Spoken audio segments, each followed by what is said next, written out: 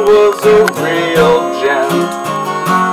He would not be caught sitting around in no jungle skate, dumb as an ape, doing nothing.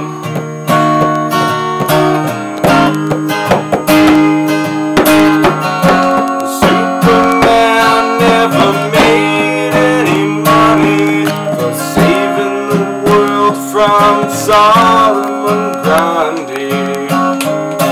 Sometimes I despair the world will never see another man like him.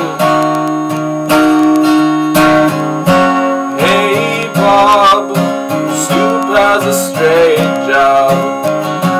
Even though he could have smashed through any bank in the United States, well, he had the strength, but he would not.